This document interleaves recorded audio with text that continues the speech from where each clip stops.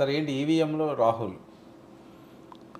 రాహుల్ గాంధీ నిజానికి విదేశాలకు అమెరికా వెళ్ళారు. అక్కడ తీవ్ర ప్రతిపక్ష నాయకుడిగా మొదటిసారి వెళ్ళారు.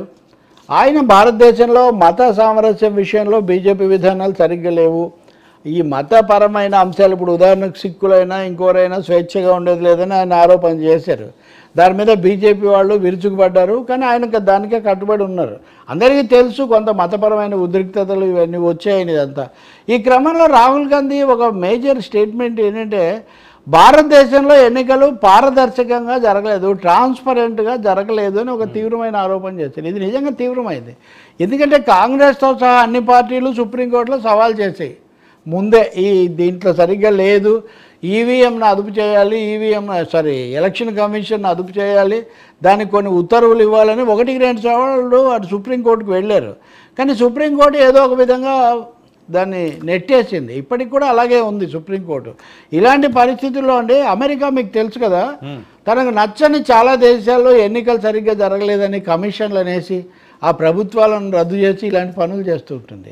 సో రాహుల్ గాంధీ అంతర్జాతీయ స్థాయిలో భారతదేశంలో ఎన్నికలు పారదర్శకంగా జరగలేదని చెప్పడం తీవ్రమైన విషయం. ఇక్కడ కూడా అదే పరిస్థితి కదా సార్, జరగలేదని వీళ్ళు దట్స్ వాట్ ఐ సే. అంటే ఇట్స్ ఏ ఇంటర్నేషనల్ అంశంగా ఇది మారుతూ ఉంది. ఇది అనేది నేను ముఖ్యంగా చెప్పేది. ఇప్పుడు అమెరికా ఏం చేస్తుందంటే తనకు నచ్చని దేశాలు, నచ్చిన వాళ్ళు అయితే ఓకే. ఇప్పుడు సౌదీ అరేబియాలో ప్రజాస్వామ్యం ఉందా లేదా అమెరికా ఏం పట్టించుకోదు, పాకిస్తాన్లో ఉందా లేదా, బంగ్లాదేశ్లో వాళ్ళు ఏం పట్టించుకోరు, అక్కడ సైన్యమే కదా. ఇప్పుడు బంగ్లాదేశ్లో అయినా వాళ్ళు ఊరుకుంటారు. కానీ వెనిజులా అనే దేశంలో మదురో అనేవాడు అది వరకున్న చావేజ్ స్థానంలో అధ్యక్షుడిగా ఎన్నిక వస్తే ఈ ఎన్నిక సక్రమంగా జరగలేదు, దాని మీద ఇంటర్నేషనల్ కమిషన్ వేయాలి, రిజ్యూమ్ చేంజ్ చేయాలని హడావుడి చేస్తారు అమెరికా వాళ్ళు.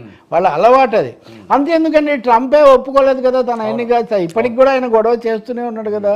కాబట్టి ఇతర దేశాల్లో ఎన్నికలను గురించి తరచూ చిచ్చు పెట్టేటువంటి ప్రశ్నలు ఏమైనా అమెరికాలో రాహుల్ గాంధీ ఇప్పుడు భారతదేశంలో ఎన్నికలకు సంబంధించిన సమస్యను కూడా తీసుకొచ్చారు. అంటే అంతర్జాతీయ వేదిక మీద ఆయన దీన్ని తీసుకొచ్చారు.